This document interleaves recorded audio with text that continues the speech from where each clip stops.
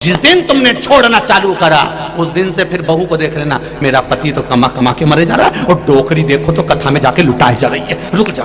और अब उसने जोड़ना चालू करा, तुम्हें उल्टा चलना पड़ेगा। तुम अभी सीधी चल रही हो, इसको सीधी की जगह उल्टी चलो। जैसे वो श्रीमद् भागवत में नहीं आता, उसका चरित्र क्या नाम, उसका कथा के प्रारंभ में आ गया, धुंधली की वो धुंधकारी की माँ धुंधली,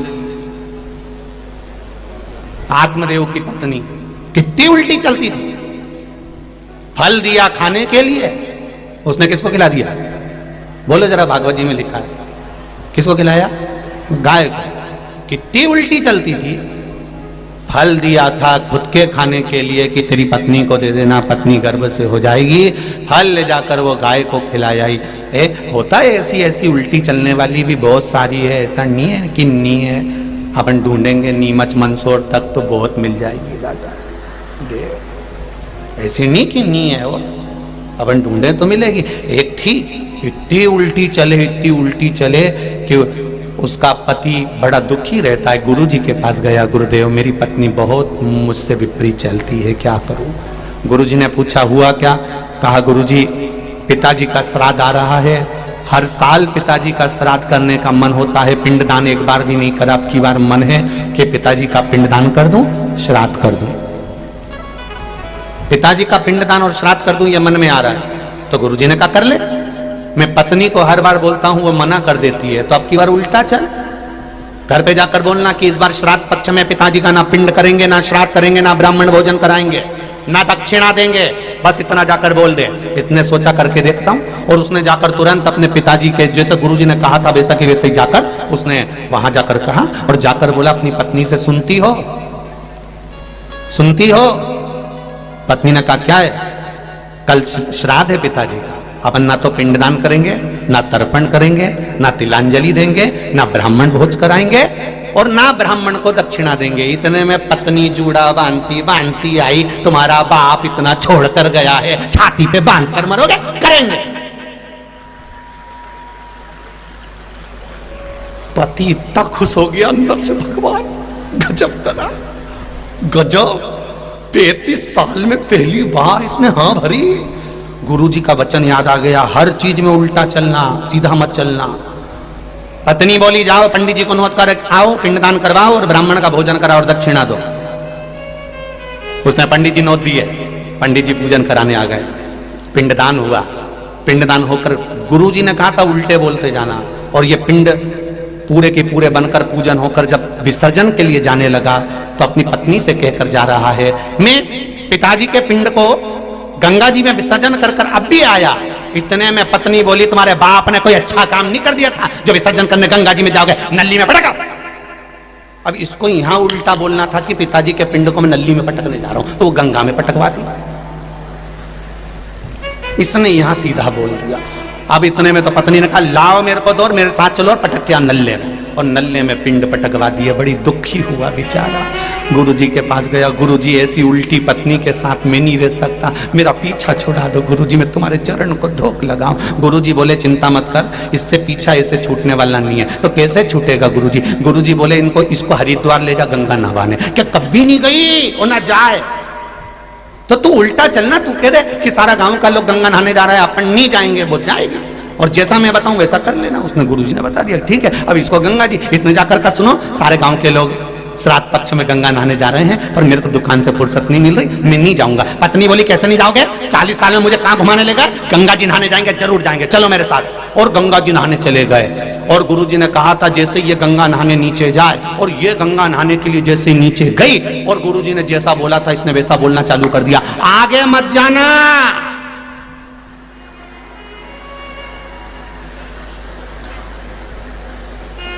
क्या बोली वो?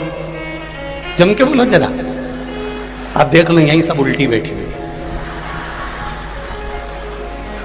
अब वो बोली, वो पति बोल रहा है आगे मत जाना, और ये कि जाऊंगी जा, और जो आगे गई और पानी में बह गई। इसने जेब में से नारियल निकाला, हे गंगा मैया पूरी ले जा, गंगा मैया पूरी, गंगा मैया तेरे हाथ जोड़ू, इसको पूरी ले जा। अब क्या देखा इसने, नारियल फोड़े इतनी देर में तो इसने गंगा जी की चेन पकड़ ली। बच गई। इसने वापिस जेब में नरियल रख लिया। गुरुजी का वचन याद आ गया कि गंगा में चेन बहुत लटकी रहती है, अगर पकड़ ले तो जम के चिल्ला के बोलना, जम के पकड़ना। इसने कन्नी पकड़ना, ले आग लगे ले। और जो छोड़ी अब की बार दे गई। इसने नरियल निकाल के गंगा जी में छोड़ा, धन्य है, ले जा, ले जा। बड़ी मुश्किल से उल्टा चलने वालों से पीछा बड़ी मुश्किल से छूटता है साहब। दुनिया में ऐसे ढेर सारे उल्टे चलने वाले हैं, कथा में भी बैठेंगे, कथा भी सुनेंगे, अच्छा ना निकाल कर बुरा निकाल कर उल्टा चलने का प्रयास करेंगे। तो यहाँ ऐसा नहीं है कि नियो समझाने वाला चाहिए। चले इसको सासुओं से निवेदन है, तुम्हारी बहू अगर ज्यादा फेंके तो तुम उस रोटी को गौ माता को खिलाना प्रारंभ करो। अगर अभी तो वैसे भी जो बीमारी लिम्पी चल रही है उसके अनुसार तो आप लोगों को जैसे अपने बच्चों के लिए अपने घर में तुम बच्चों के लिए काढ़ा बनाती हो, एक रोटी में थोड़ी सी हल्दी, काली मिर्च, एक बेलपत्र का थोड़ा सा अंश उस रोटी में डालकर बनाकर उस रोटी को, जो लिम्पी बीमारी वाली गाय है, दिन में एक बार अगर उसको एक रोटी मिल जाएगी तो ये निश्चित है उसके शरीर का रोग धीरे धीरे समाप्त होता चले जाएगा। धीरे धीरे भगवान शंकर से प्रार्थना करो। आप अपने शिव जी पे चढ़ा हुआ जल लेकर तो आती ही हो, अपने घर के लिए भी कोई गाय अगर दिख गई जिसको बीमारी हो रही तो उस पर भी थोड़ा सा जल छीट दो, माँ ठीक हो जाए। भोलेनाथ ऐसी कृपा करो। ये बीमारी जो गौ माता में फैली हुई है, गाय तड़पती रहती है, पूरी शरीर में अंदर तक ये बीमारी पहुंचती चली जाती है, बड़ा कष्ट हो रहा है, बड़ा कष्ट।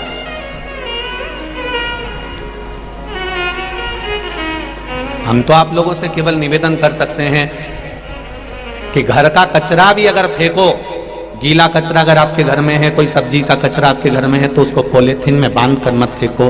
गौ माता पॉलीथीन खाती है, उसको अंदर पेट में रहते रहते कैंसर हो जाता है। उसकी उम्र अगर ज़्यादा है तो वो कुछ ही महीनों में, साल में मर जाती है।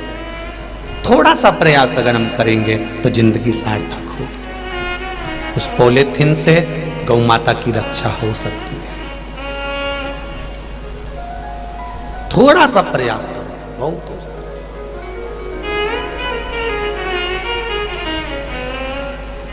नदी नाले पर जाओ, पवित्र नदियों में अगर स्नान करने जा रहे हो, पवित्र नदियों में अगर पहुंच रहे हो तो वहां पर पॉलीथीन, नहाने से पहले अगर घाट पर जितनी पॉलीथीन पड़ी हो उसको उठाकर कहीं डस्टबिन में या उसको नष्ट करने का प्रयास करो। उसके बाद पवित्र नदी में स्नान करो तो गंगा मैया भी चौगुना वर प्रदान करेगी कि इसने मेरे घाट को शुद्ध करा, इसने मेरे घाट को शुद्ध किया। थोड़ा सा प्रयास,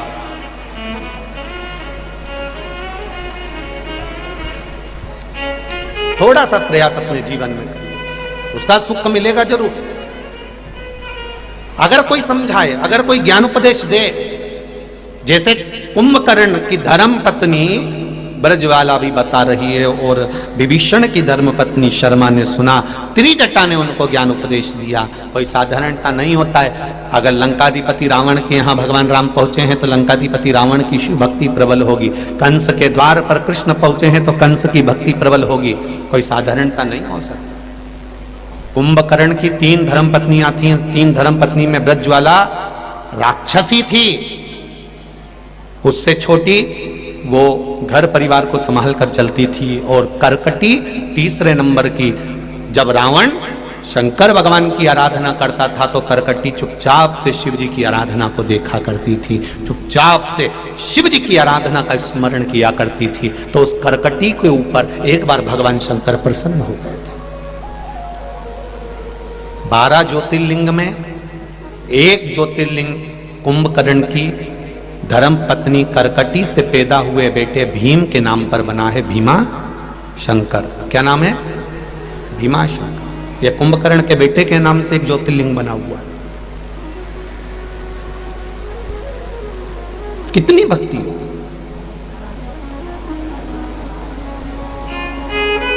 और इस संसार में अगर इस घोर कलयुग में हम शंकर जी की आराधना कर रहे हैं, ये कलयुग साधारण थोड़ी ना, कितना घोर कलयुग है। उस घोर कलयुग में आज के समय में व्यक्ति को फुर्सत नहीं, दुकान से, घर से, परिवार से, कुटुंब से, नातों से, रिश्तों से एक क्षण की फुर्सत नहीं है। उसके बाद भी अगर आप इतनी संख्या में शिव महापुराण की कथा को श्रवण कर रहे हो, टीवी चैनल के माध्यम से सुन रहे हो, तो हम तो कहेंगे ये कलयुग नहीं है, ये भगवान शंकर की कृपा से शिव युग आकर समाहित हो गया है। इस कलयुग में शिव युग आ गया है, ये साधारण नहीं हो सकता, साधारण।